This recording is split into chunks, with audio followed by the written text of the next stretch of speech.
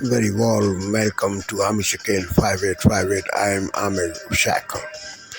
Following are the latest news headlines which have been reported by American, European, Canadian, Asian, African, and Australian news channels and all other news agencies. So please, let's go to the news.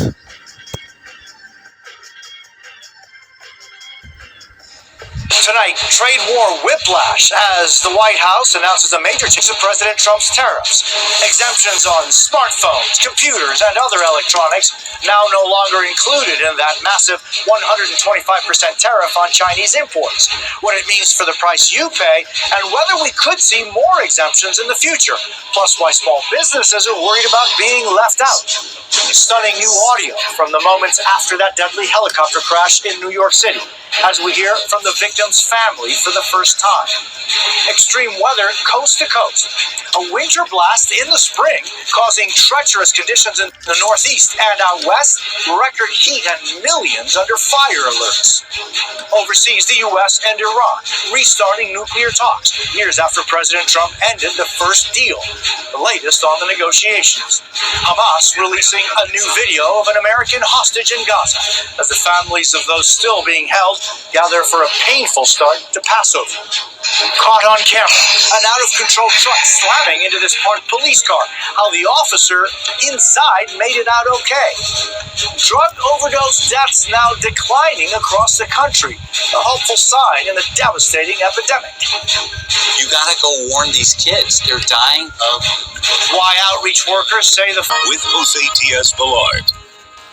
Good evening. We begin tonight with a new twist in the U.S. trade war with China. President Trump announcing some exemptions, now saying electronics like smartphones and computers will not be included in the 125% tariff on Chinese imports. That move contradicting the president's own Commerce Secretary, who recently said exemptions were not on their radar.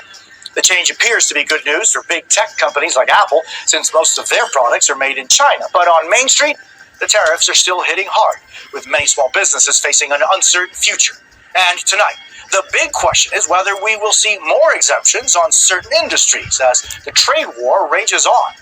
Our Maggie Vespa is covering it all.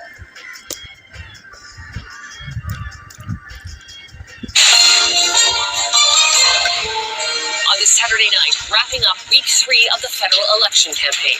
How Mark Carney's rivals are ramping up attacks as the Liberals hold momentum. Yet, Mark Carney is in hiding today. Where things stand for the parties ahead of next week's pivotal debates. Another about-face on U.S. tariffs, with smartphones, computers, and other electronics now being exempted. The market whiplash causing anxiety among older Canadians. Very worrisome, especially if you're just thinking of retiring. The advice from advisors to weather the storm. And a medical first in Toronto. An exclusive look at a new approach to heart surgery with the help of a robot. Global National. Reporting tonight, Carolyn Jarvis. Good evening and thanks for joining us. With just over 2 weeks until Canadians hit the polls, the Liberal leader is taking a break from shaking hands and making public announcements. Mark Carney veered away from the campaign trail for a second straight day after spending yesterday in Ottawa in Prime Minister mode, chairing a special meeting on Canada-US relations. His opponents have taken notice and are accusing Carney of taking a free ride and hiding from the public. Mackenzie Gray is following the latest on the campaign trail. Mackenzie, what happened today? The Conservatives focused on veterans today, Carolyn, promising to change pensions and allow vets to control their own medical records. But Pierre Poilievre got questions about another crucial health issue, medical assistance in dying. People will continue to have the right to make that choice, the choice for themselves. We are not proposing to expand medical assistance in dying beyond the existing parameters. Those existing parameters do not allow someone whose underlying condition is mental illness to access MAID, something the Trudeau Liberals said they would bring in starting in 2027. The Conservatives would not allow that. We also need better health care so that people have all sorts of options. Poilievre was the only National Party leader to hold a press conference today, taking only 4 questions from hand-picked media outlets. But that didn't stop him from attacking Mark Carney. Yet, Mark Carney is in hiding today, and he's hiding from questions. That's why he's in hiding today. While Carney hasn't taken questions in 2 days, he and all the other party leaders have taken substantially more questions than Poilievre during the campaign. But in a rare moment, the leader of the Bloc Québécois actually agreed with Poilievre on something. I believe that Mr. Carney is trying to get a free ride. Carney did put his Prime Minister hat on today, having a call with the Secretary General of NATO, as well as making a minor campaign promise: free admission to federally owned museums and cheap Via Rail tickets for children and youth. A story in 5 words. Walt says demonize Musk more. It's okay in America to be successful. We should celebrate that. What my beef is, once you get successful, don't be a greedy bastard and not pay your taxes.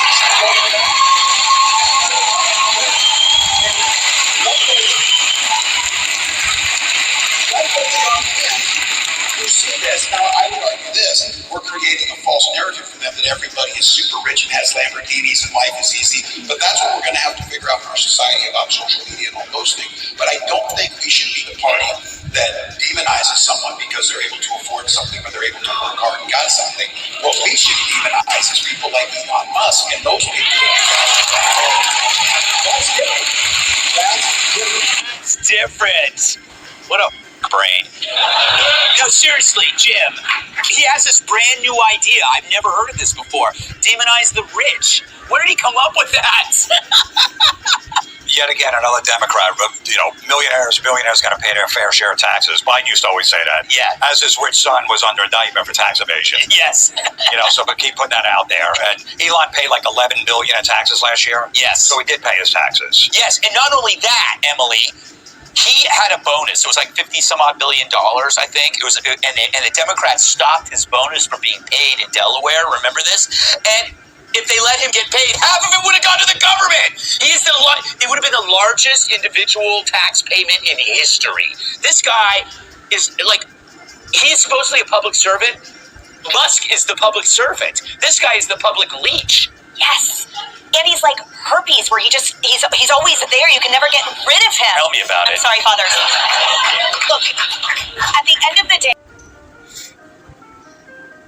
Tonight, several developing stories as we come on the air. Another reversal on the Trump tariffs. The popular products made in China now exempt. The hunt for clues in that deadly chopper crash in New York, and a teenager accused in an alleged plot to assassinate the president. First, another tariff U-turn from the White House. Just days after the U.S. slapped 145% tariffs on goods from China, President Trump now saying that smartphones, chips, computers, and other electronics are exempt. So what made the president change his mind? And could other tariffs on China still impact prices? The trade war escalating as China's new tariffs on the U.S. go into effect today, with American farmers and businesses bracing for what happens next. The urgent search for key pieces of wreckage from the helicopter crash in New York that killed 6 people. Divers scouring the Hudson River. Investigators going through maintenance logs to find out why the main rotor separated from the chopper. The victim's family placing flowers at the water's edge.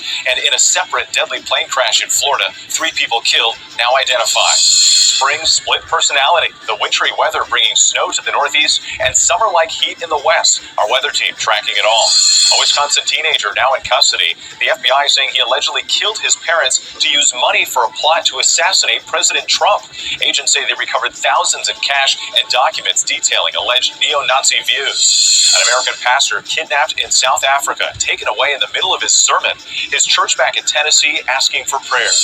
Attorneys for Luigi Mangione are requesting that a judge take the death penalty off the table as he faces charges in the murder of a healthcare executive. A gaping hole and a growing mystery. What was it that crashed through a roof in New Jersey? And a long overdue honor at Augusta, teeing up a special tribute for some of the men who helped shape the Masters. From ABC News World Headquarters in New York, this is World News Tonight. Tonight, a disabled teenager in Idaho dies after a controversial police shooting. The boy behind a fence hit by several bullets on April 5th. It's our kid that has autism and a bunch of stuff mental. But then tomorrow could be anybody's son. Also tonight, tariff retreat. President Trump exempts most smartphones and electronics from new tariffs on China. I'm Willie James in Miami as the White House pulls back on tariffs slapped on imported consumer electronics. Face to face, the U.S. and Iran meet for high-stakes nuclear talks. I want Iran to be a wonderful, great, happy country, but they can't have a nuclear weapon. New scrutiny. Helicopter trips for tourists in the spotlight after a deadly crash. I'm Allie Bauman in New York, where there are new concerns about helicopter tourism, an industry critics claim has been flying high with low regulation. The West warms up with record heat. Who's feeling it?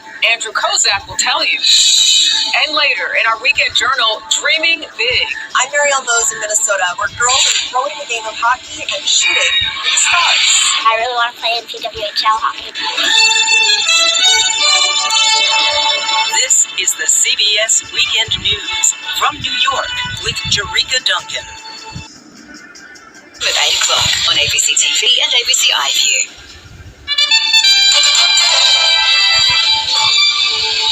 Hello, I'm Michael Chetway with the top stories on ABC News. Federal Labor will use its official campaign launch in Perth to announce its $43 billion housing affordability pitch. Prime Minister Anthony Albanese has unveiled a $10 billion plan to build up to 100,000 homes for first home buyers. They'll also be able to secure a loan on a 5% deposit. Opposition leader Peter Dutton will launch the Coalition's campaign in Sydney, unveiling a new tax offset for the middle income bracket. Taxpayers earning less than $144,000 will receive a one-off payment of up to $1,200 in July next year. The US has exempted smartphones, computers and other electronics from recently announced tariffs.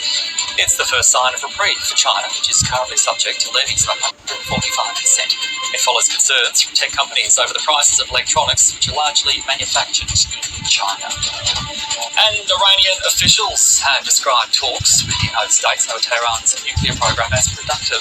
Oman is mediating the indirect talks, which will resume next week. It's the highest level meeting between the two nations since 2018, when President Donald Trump pulled the US out of the Iran nuclear agreements. Those are the latest stories from ABC News. You can get more on our website.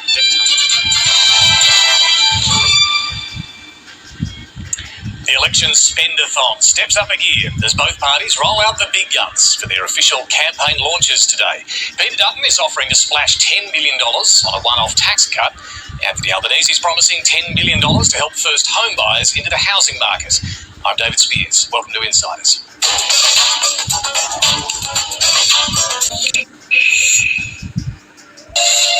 Welcome to France 24's Daybreak program. I'm Catherine Viat. It's time now for a look at some of the top stories that we'll be following this hour. Donald Trump announces tariff exemptions for a number of consumer electronics, including smartphones, laptops, and memory chips. The move comes as Chinese import tariffs of 125% on U.S. goods took effect on Saturday.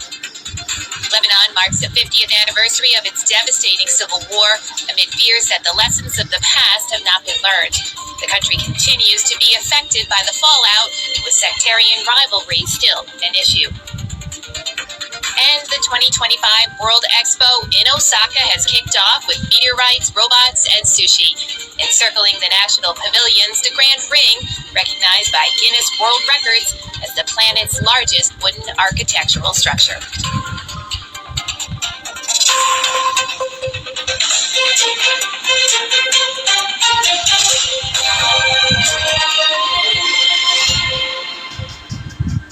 As the Trump administration's flip-flopping on import duties keeps markets on edge, the White House now says electronics like smartphones and laptops will be excluded from reciprocal tariffs. It's a move that could help keep prices down for popular consumer electronics that aren't usually made in the U.S., and would also benefit big tech companies like Apple and Samsung.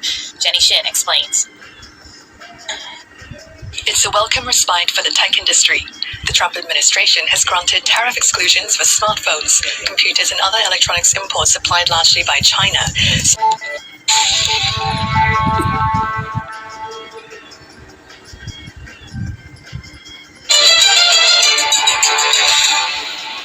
Hello, I'm Yasmin Yonkers with your headlines this hour.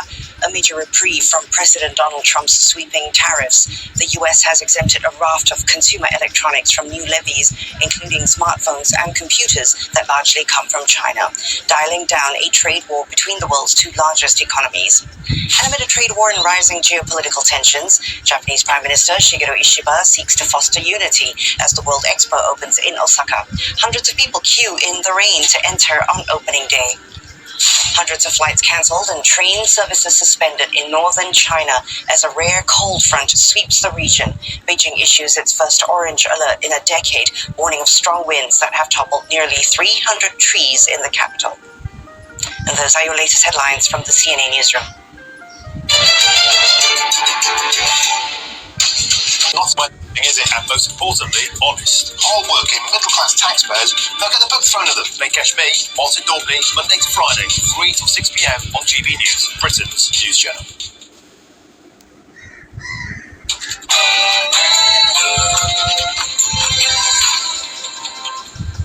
Good morning. Horror in HMP Frankland. 3 prison officers attacked by the brother of the Manchester arena bomber. Counter-terrorism are now investigating the attackers at one of Britain's highest security prisons. Amid outrage, questions are now being asked about the safety of Britain's prisons in the face of Islamic extremism. Today's legislation will help ensure that we can retain that steelmaking capability here in the UK, both now and for years to come. British Steel lives to see another day. For now, emergency legislation has passed to keep Scunthorpe's blast furnaces burning, but the Conservatives say the crisis isn't over. A legendary locomotive that's run out of steam. The Green Knight locomotive may have basked in the glory of Olympic success and nationwide acclaim once upon a time, but it's in desperate need now of repair. And it's Palm Sunday today, meaning Christians across the world are remembering Jesus Christ's final journey into Jerusalem. Now here's an interesting one. Should we ban cars from parking near beauty spots? That's because they ruin the view for everybody else. That's the debate after the National Trust took drastic action to put a stop to tourist overcrowding. And this is something I've never seen before, wine that's in a cardboard bottle rather than glass. And we'll be meeting the chief executive of the owner of that company to ask him what it's all about. We are all set for a thrilling finale on Masters Sunday with Rory McIlroy seizing the lead at Augusta National yesterday. And in the Premier League, Newcastle manager Eddie Howe is in hospital after being taken ill in recent days. He'll miss his Saturday trip to Old Trafford later today. It will be feeling much cooler for many of us today, with sunny spells and showers on the way for most of us. Join me later for the full forecast with all the details. Well, it's just gone 7 o'clock. I'm Anne Diamond. And I'm Cameron Walker, and this is GB News Breakfast. It's lovely to be back with Cameron again, because you just come in from Italy, where you've been following the King and Queen around, and it looks as though it was a jolly time for them, but rather a nice time for you. It was. There's us with our ice creams, producer Tom and cameraman Oliver with our gelato, some absolutely amazing royal fans who queued from 7 o'clock in the morning for a chance to meet King Charles, and that's me getting ready to follow the state banquet. Nice camera. The Coronale Palace, we obviously have to wear black ties to go in for the state banquet, and it's kind of horrible because you go into this exquisite room, you see beautiful table settings and smell the most amazing Italian food, but then of course you can't eat it because I wasn't a guest, I was just covering the King's speech.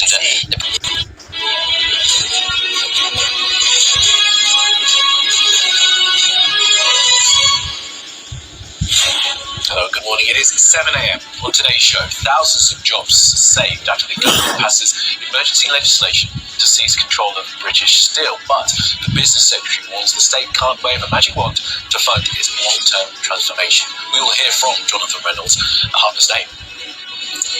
Rory McIlroy takes a 2-shot lead into the final round of the Masters at Augusta as he closes in on the Grand Slam of golf majors. It is Sunday, the 13th of April. Emergency legislation to save British Steel's Scunthorpe blast furnaces. The question now, how will the plant's long-term future be secured? A gas explosion destroys a house in Nottinghamshire. Residents have been evacuated. So ahead, the brother of the Manchester arena bomber attacks 3 prison guards, throwing hot cooking oil at them and then stabbing them. The Queen reveals King Charles has no intention of slowing down.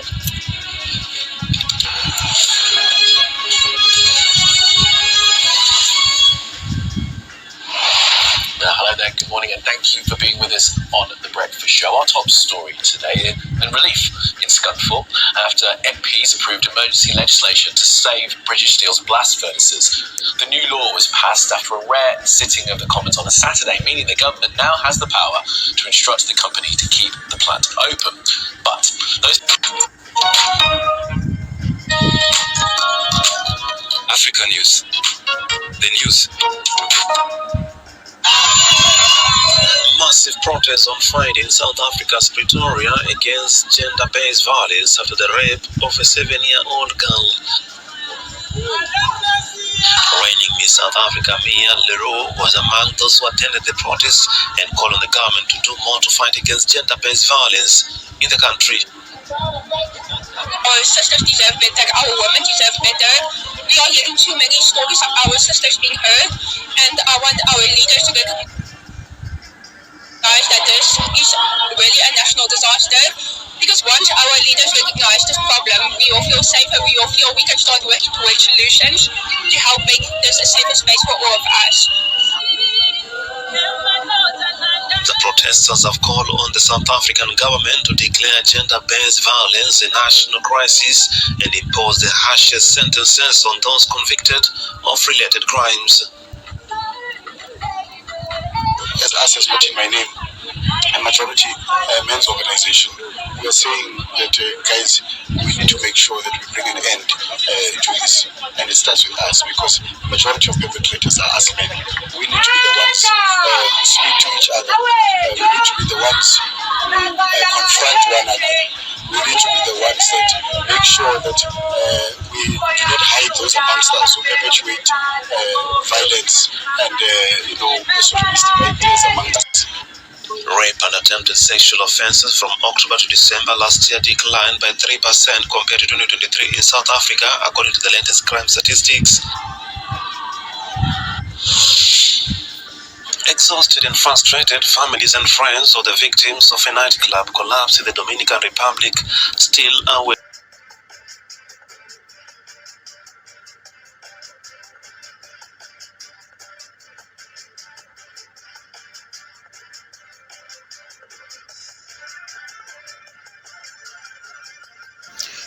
Thank you very much for giving time to Amir Shekel 5858. I am Amir Shekel. Have a good life. Bye-bye.